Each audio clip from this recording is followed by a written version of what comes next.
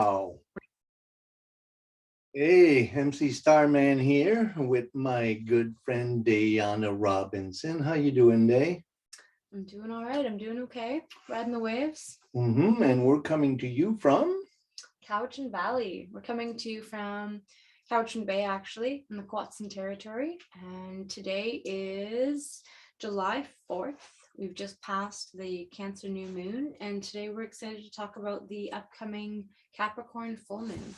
the Capricorn full moon is coming on the 13th, Wednesday at 11:38 in the morning. So that's Wednesday, July 13th. We have a beautiful Capricorn full moon. So the moon is in Capricorn, the sun in Cancer, the opposition of the sun and the moon, the full moon. It's a really packed energy. The moon is in conjunction with Pluto.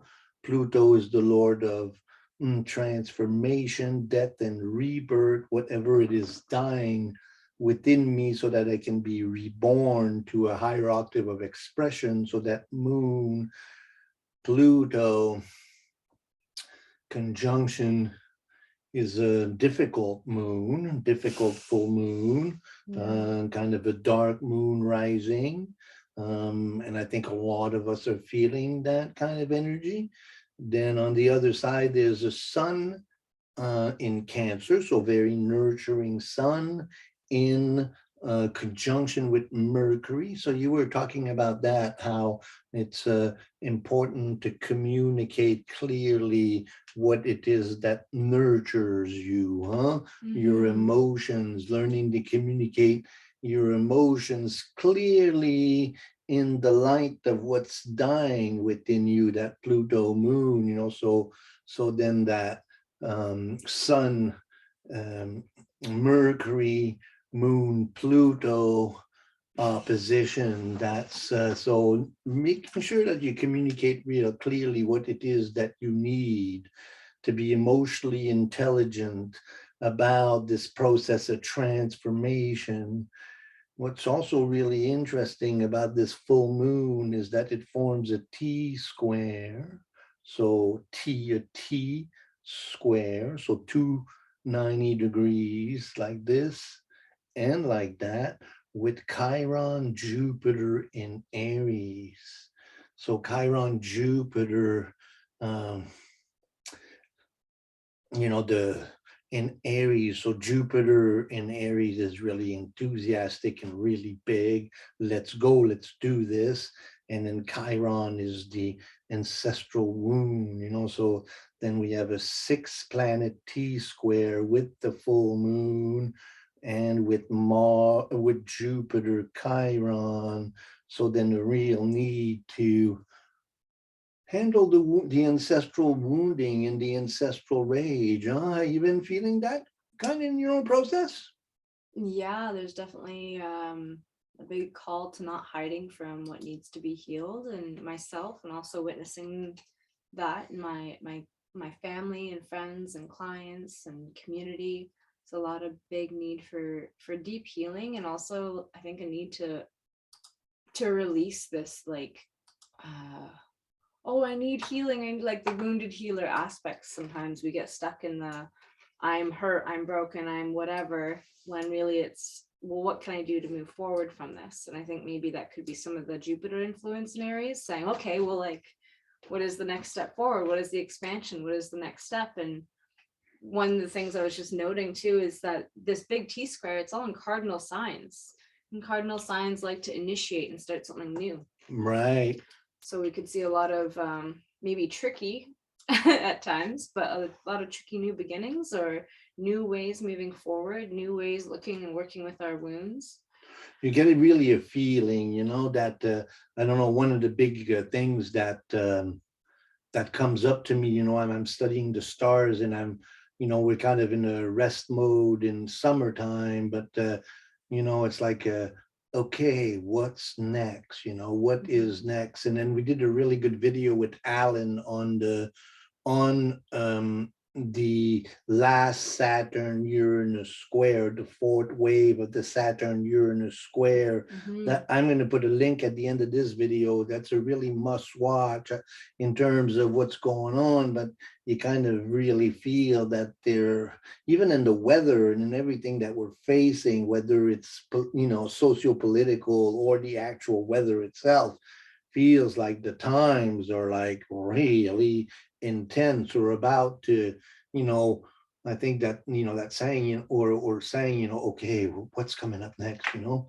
And I think that that's a really big kind of, and then as this full moon comes, you know, the uncertainty of the times ahead and the need to deal with that Moon Pluto conjunction, that Mercury, that communication, you know, that need to communication intelligently about our emotions, and then that Jupiter Chiron conjunction. So that's T square we're talking about, like this and like that. Whoop, that's pretty good. Okay, so that's that Jupiter, but there are a few other things to pay attention to. That what do you see in the chart that's interesting for you? On top of all the cardinal squares that are going on, I find it very interesting, the Uranus North Node conjunction, and then how it makes aspect to the full moon. So we have that Uranus and Taurus, which has been shaking up our stability levels for a few years now, conjunct the North Node, our soul work, our future, our what's coming next, or what we're working There's something towards. really big destiny about that North Node, and it also makes a trine to Moon Pluto, and a sextile to Sun Mercury, but it also makes a square to Saturn. And then so there's a Uranus, Saturn, Pluto, little triangle here, and, you know, Moon, and then Uranus, Sun, Mercury, and a quincunx to Saturn. So then, you know, all of that energy, you know, that we've been focusing on, that Saturn Uranus square, now Saturn is moving retrograde towards the exact square with Uranus, and that energy is going to mount. And then that Uranus in conjunction with the North Node, you know, there's a certain sense of fate, you know, what is it that I'm here to do? You know, am I really going to be part of the problem, or am I going to be part of the solution? And what does the solution look like? You know, these are not easy subjects to think about. Go ahead. I was gonna just break that down a bit, and remembering what one of our aims in this sharing is to really break down the sun and the moon cycle. So the sun and the moon right now in Cancer and Capricorn, those are kind of your foundation, your masculine and feminine, the mother and father qualities, the authority outside of yourself and within yourself. Making aspect to Uranus, there may be a big change in what you perceive as your authority outside yourself and inside yourself. How are you going to move forward with new rules, structure, or beliefs for yourself? And maybe who you've put your power to, or who you've given your authority to, might be also up for some radical change with that Uranus aspect in the full moon. So that's beautiful. That moon, well, that's what Pluto in Capricorn has been, you know, about Pluto, death and rebirth of who we, you know, take as our authority. And then that sun in opposition to Pluto, but also Chiron in square to Pluto, and Jupiter in square to Pluto, but also Uranus in trine to Pluto, you know. So that's, you know, these are really important times, you know. You feel that there's a tremendous importance in the times that we're going through, and it's kind of been exhausting. And I think that we all like, okay, what's next now? But then there's so many of us that are so entrenched into the troubles of every day that it's kind of overwhelming to even feel into what's coming next, huh? Yeah, I think the Cancer axis can kind of go both ways, where you can be feeling it all and it can be pretty overwhelming, or you can learn to parent yourself and have a space where you feel it and a space where you put that to the side and you be present. And how you care for that inner child of yours is really is what Cancer season, to me at least, brings up a lot for myself and what I see in society. How are you parenting yourself, or how are you parenting in general your plants, your fur babies, your children, our communities? Really important to feel like we're parenting our community, that we feel connected to community. It's probably the one really most important antidote to these times. I'd like to also point attention to everybody on this growing, applying Mars Uranus. By the next new moon and the full moon following it, we have this Mars Uranus conjunction. And in the, well, we're going to have a Leo new moon, and then we're going to have a Aquarius full moon in August. And that Aquarius full moon will be T-squaring Uranus Mars. And that, to me, is going to be one very intense full moon and the next new moon. And so this, you know, it's I know it feels like summer, but in that video that we did with Alan there, we talk about how intense summer and fall is going to be. And you know, as an astrologer, it's difficult. You know, you want to be able to be the bearer of good news, but really when it comes down to it, it's going to have to be get much more difficult in order for us to really change the way we live. And I think that that's the reality we're going to feel, you know, as fall comes along, is okay. Are we going to rise up together and demand better, or are we going to allow these authorities in power, these people in power, to just govern without you know, listening to our voices? And I think that Mars Uranus conjunction, you know, Mars being the warrior and Uranus being the revolutionary, and then we'll have a Moon Saturn conjunction, and then we'll have a Sun Mercury Venus conjunction, forming a 7-planet T-square for the next full moon. So I think that paying attention at Mars Uranus, and if you have any planets or anything going on in Taurus, then you're going to really feel that Mars Uranus conjunction. So pay attention to that. What else do we see in this chart that's worth noting? Well, it's always good to mention where Venus is. Absolutely. I was just going to say, and then Venus is in conjunction with the 10th house cusp in Gemini. We're going to be, one of the main factors of summer and fall is the conjunction of Mercury and Venus. Mercury and Venus will be in conjunction really soon with the sun as well. At the new moon, we'll have a Mercury Venus. Well, Venus will not be quite there yet. There'll be more for the full moon, but at the new moon, we'll have Sun, Moon, and Mercury conjunct in Leo, and then Venus will catch up by the full moon. In Aquarius, we'll have a Mercury, Sun, Venus conjunction in square to that Mars, Uranus.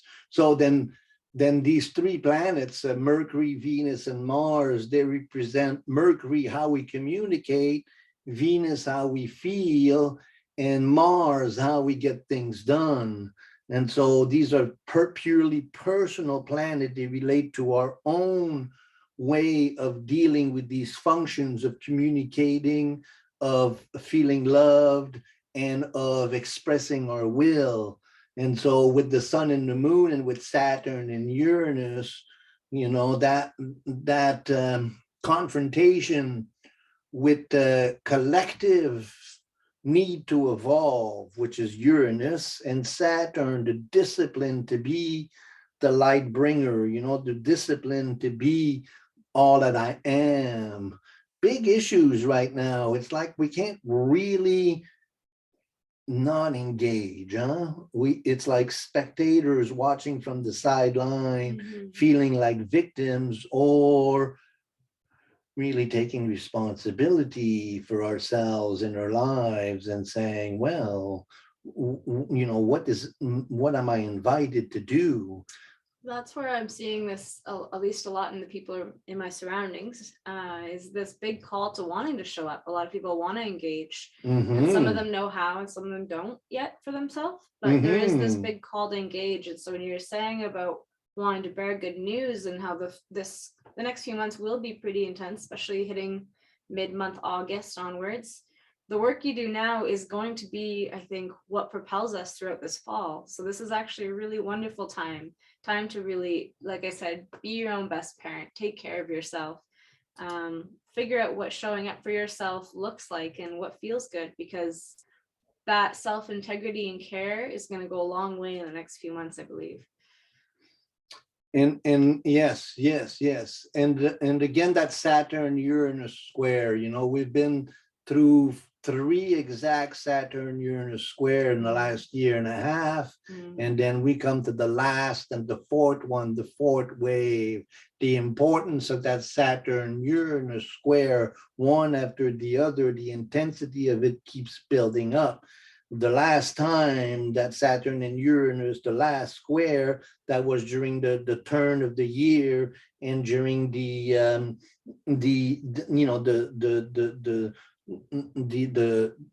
truckers protest in Ottawa and like that, and then the great intensity we felt over the holidays and the pushback that was involved with that. My sense is that we've had 3 of them already. This fourth one, the lines are really clearly drawn. What comes out of it, I see great need for pushback and a great need for organizing ourselves to become the light bringers that we want to see, and the reality that we have to be in this for the long run. This is not going to be just an easy resolution of these conflicts that we're facing as individuals and as a collective. We got real work to do. Go ahead. Yeah, and that's where this is the time to really come into your emotional well-being, your structural well-being, take care of the body, take care of your emotions and self.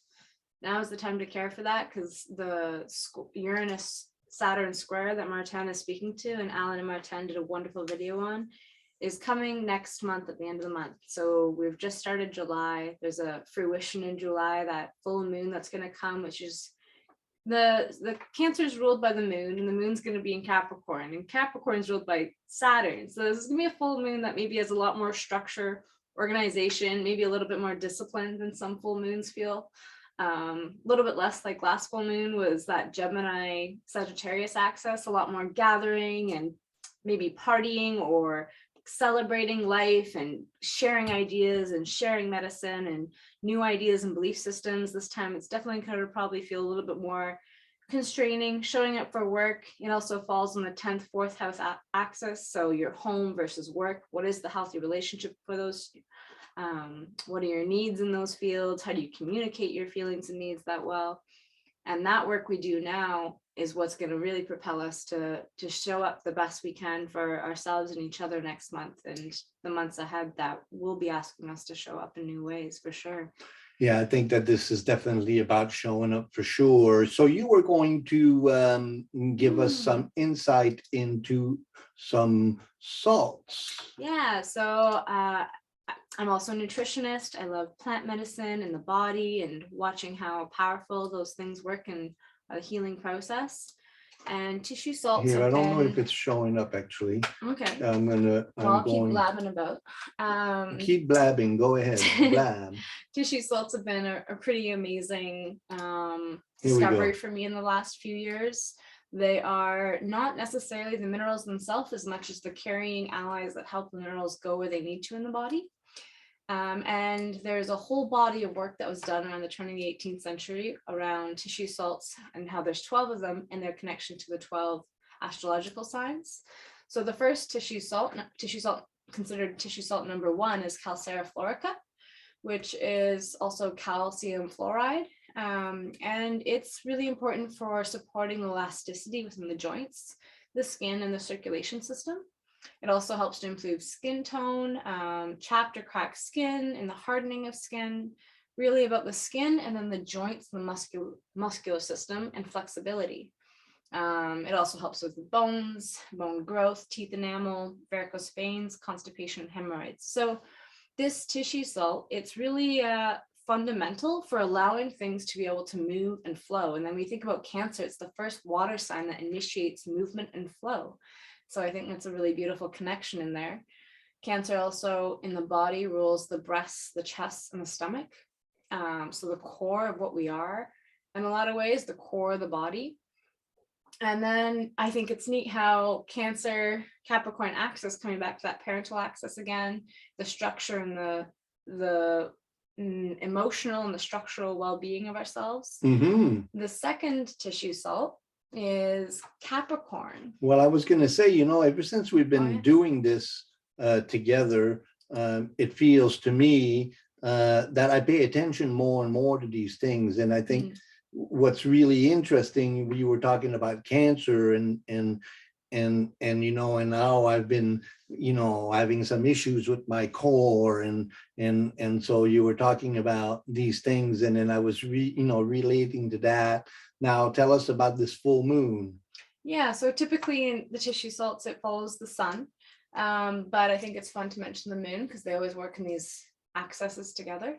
So the full moon, the moon being in Capricorn, Capricorn is considered tissue salt number 2 out of the 12. And it rules our bone structure again, but more so less the fluidity within the bone structure and the creation, but the holding of the true structure. So the bones and the building of the bones. And then the bones are what build our blood. And so if you've got any anemia issues, calcium phosphate's really supportive in making sure that doesn't develop, or if it has developed, ferrophos would be really supportive to use in conjunction. It also helps to clean our blood so that we have strong, healthy bone system. And it's a phosphate. And so phosphates are really helpful at mitigating and supporting the nervous system.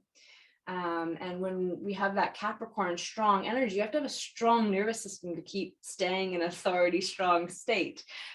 So I think it's a neat coincidence that that calcium phosphate is connected to Capricorn. It's also really important for the bones and the teeth again. And it reduces the tendency for eczema. So the inflammation that happens within the blood that then comes out through the skin, helping to calm and soothe that. Just a few things if you're looking to support your body during these times. As we get into our Cancer selves, we may be feeling things in our body more than we're used to being able to feel, or making space to feel. So giving ourselves a chance to really feel whole and feel supported in our structure, to watch out for emotions and how we communicate to others, you really having a healthy Mercury, sense of boundary, a sense of emotional intelligence as we are facing these deep, profound transformation, paying attention to our healing processes, the ancestral healing processes, more and more as a collective, we speak to these ancestral trauma that have not been integrated, and these are really difficult things to do. That's difficult work to do. And this summer doesn't have the, although we're all trying to feel light about it, it has a certain sense of very serious time that we're living through. And so making sure we're really well resourced and have everything that we need to be strong and to have strong sense of boundaries, a strong sense of self-authority and being in our own power, super important right now. And it comes back to, what the last couple of years has really brought to the forefront is immune system. That is what the immune system does. It's the strong sense of self and other. So keeping that strong immune system, because the stress has taken its toll. So take good care of yourself. If you have any questions or comments, please subscribe to the channel. Have a wonderful summer full of love and nurturing, and we'll see you for the next new moon. Have a wonderful full moon. This is Dayana Robinson. I'm Martin Gondois. We'll see you down the road. Much love, everyone. Whoop, whoop, whoop.